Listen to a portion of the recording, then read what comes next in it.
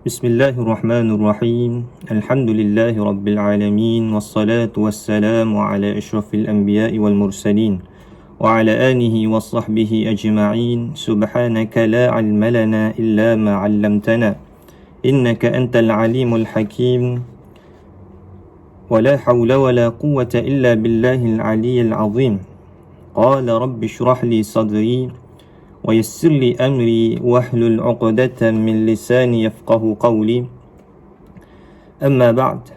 Segala puji dan syukur kepada Allah Subhanahu wa taala, Tuhan sekalian alam, yang memberi segala nikmat kepada kita pada kali ini, sehinggalah saat ini patutlah kita memanjatkan setinggi-tinggi syukur kepada Allah Subhanahu wa taala di atas segala nikmat dan kurnia yang telah Allah Subhanahu wa taala berikan kepada kita.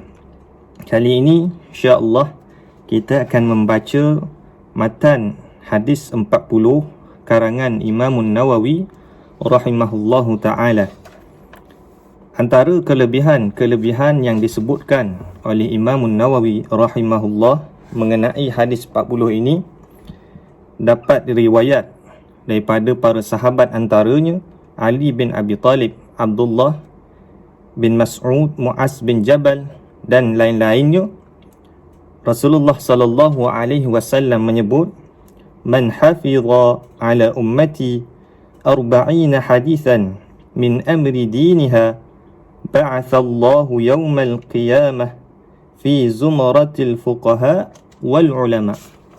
Maksudnya, barang siapa yang menghafal atau menghafaz kerana umatku 40 hadis dari urusan agamanya, Allah akan membangkitkan dia pada hari kiamat dalam golongan fuqaha, yakni ahli fiqh dan ulama.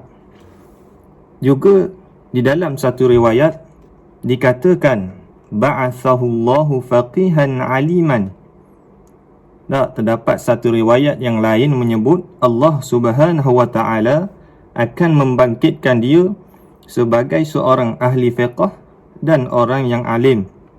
Dan terdapat juga dalam riwayat Abu Darda, riwayat ini menyebut wa kuntu lahu yaumal qiyamati syafi'an syahidan, dan adalah aku pada hari kiamat menjadi penolong dan saksi baginya. Dan dalam riwayat Ibn Mas'ud dikatakan qila lahu dukhulu min ayyi abwabil jannati syi'ta, dan dikatakan kepadanya, masuklah ke pintu syurga manapun yang engkau suka. Dan di dalam riwayat Ibnu Umar pula mengatakan kutiba fi zumratil ulama wa husyira fi zumratis syuhada, dituliskan dalam golongan ulama dan dikumpulkan ke dalam lingkungan para syuhada, yakni orang-orang yang mati syahid. Itu antara kelebihan orang yang menghafal hadis 40.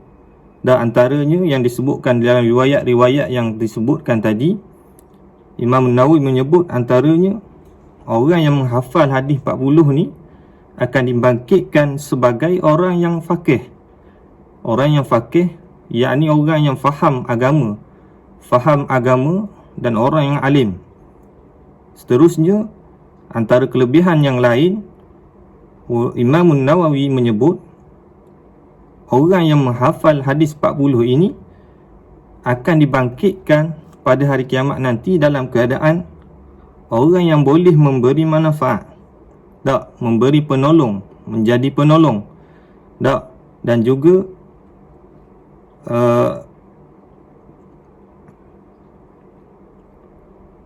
wa kuntu lahu yaumal qiyamati syafi'an wa syahidan, dan Nabi sallallahu alaihi wasallam menyebut aku akan menjadi penolong dan saksi baginya, yakni saksi bagi orang yang menghafal hadis 40 tadi. Dan antara manfaat yang lain, kelebihan yang lain, orang yang menghafal hadis 40 ini juga diberikan kelebihan. Tak, diberikan kelebihan kepadanya untuk masuk ke pintu syurga, mana-mana pintu yang dia suka. Tak, disebutkan dalam riwayat yang kita bacakan tadi. Qila lahu dukhulu ayyi abwabil jannati syi't.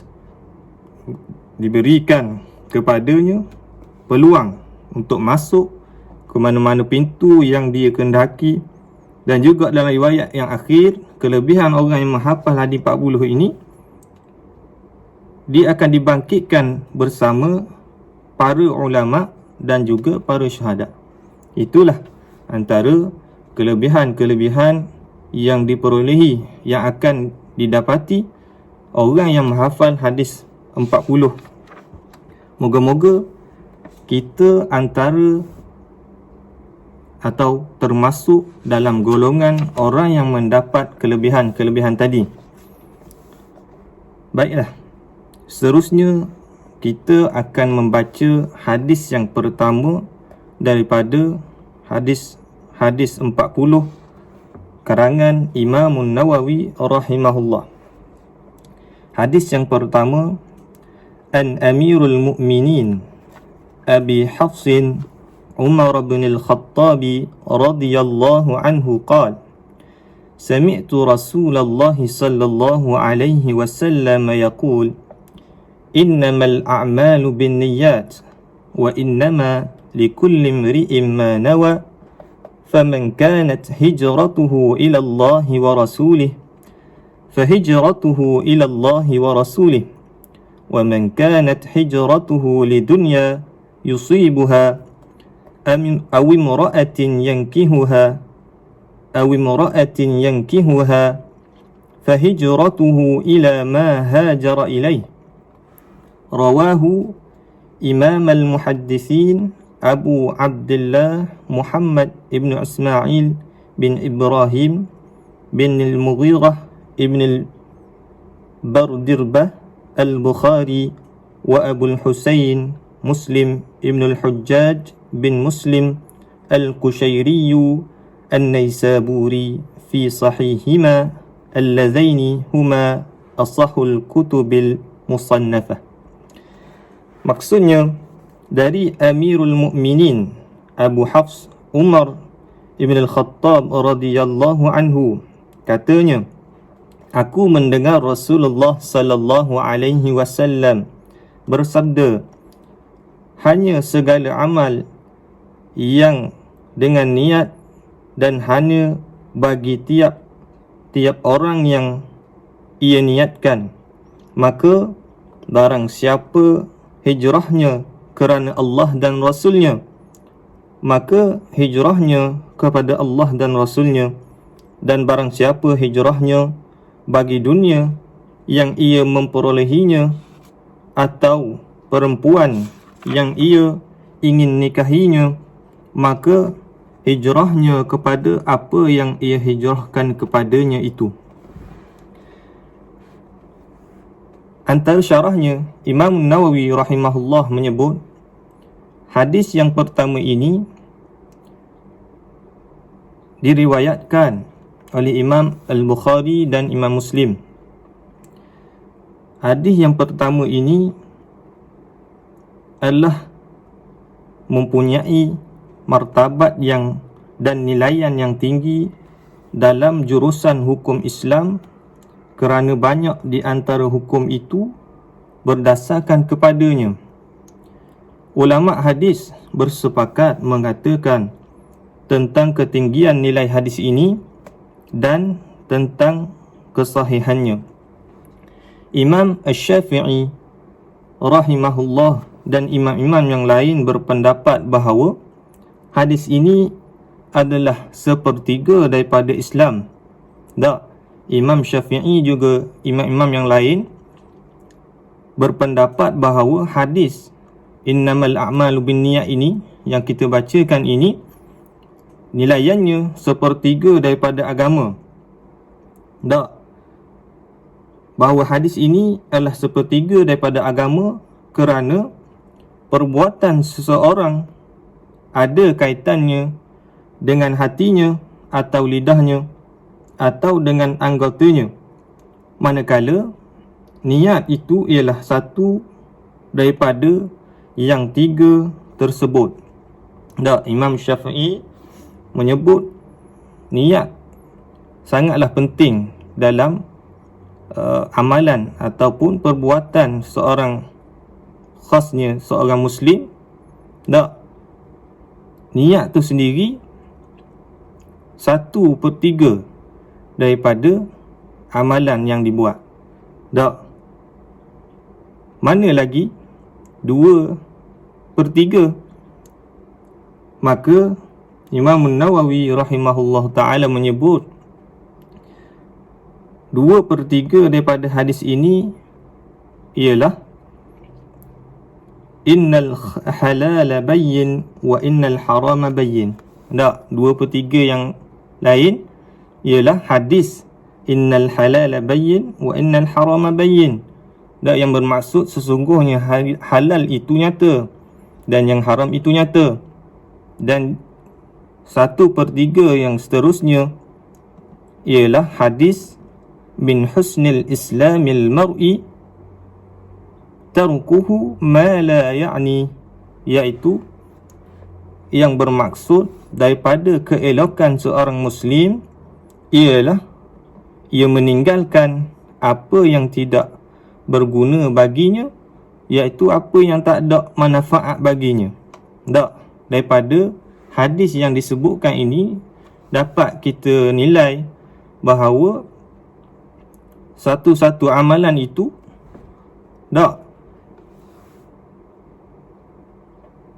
terbagi kepada 3. Bila seorang tu buat satu amalan, perlulah memerlukan kepada niat. Niat itu sendiri sudah 1/3 daripada amalan yang dilakukan.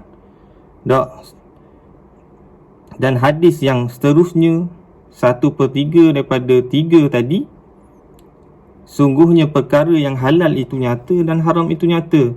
Bagi seorang Muslim itu, hendaklah dia menjaga perkara-perkara yang dia masukkan ke dalam perutnya, yang dia berikan makan kepada keluarganya. Hendaklah dia jaga. Dia jaga apa yang dia beri makan, apa yang dimakan. Sabit dengan hadis yang sebut tadi, sungguhnya perkara yang halal itu jelas dan yang haram itu jelas. Bila seorang menjaga halal haram makanan yang dimakan, perkara-perkara agamanya, maka dia telah menjaga 1/3 daripada agamanya. Dan seterusnya, seorang Islam itu bertambah ataupun baiklah Islamnya 1/3 lagi apabila seorang Muslim itu, seorang Muslim yang baik, dia menjaga perkataannya. Min husnil islamil mar'i tarkuhu ma la ya'ni. Antara kebaikan, keelokan seorang Muslim itu, dia meninggalkan perkara, yakni ucapan atau perkataan yang sia-sia, yang tidak memberi manfaat kepada dirinya, agamanya, pada orang di sekelilingnya juga. Bila seorang Muslim yang baik menjaga perkataannya, tidak bercakap melainkan perkara-perkara yang penting, perkara-perkara yang perlu, tidak cakap perkara lara, tidak cakap perkara yang sia-sia, maka bila seorang Muslim menjaga perkara ini, dia telah menjaga 1/3 daripada agamanya. Demikianlah bila seorang Muslim ini dia menjaga niatnya, bila dia buat satu-satu ibadah, buat satu-satu perkara, dia niatkan untuk mendekatkan diri kepada Allah Subhanahu Wa Taala. Dia jaga niat dia dalam sembahyang dia, dia jaga niat dia dalam sedekah dia, dia jaga niat dia, maka dia telah menyempurnakan 1/3 daripada agamanya. Dan seterusnya, apabila dia menjaga halal haramnya, makanan yang dimakan, yang diberikan kepada ahli keluarganya, dia telah menjaga 1/3 yang lainnya. Dan seterusnya, apabila seorang Muslim itu menjaga perkataannya dari perkara yang sia-sia, dia telah menjaga 1/3 daripada agamanya. Bila dia menjaga 3 perkara ini, maka dengan izin Allah Subhanahu wa ta'ala, baiklah agamanya, eloklah agamanya. Mudah-mudahan kita dapat tergolong dari golongan-golongan orang yang menjaga niatnya, menjaga halal haramnya, menjaga perkataannya daripada perkara-perkara yang sia-sia.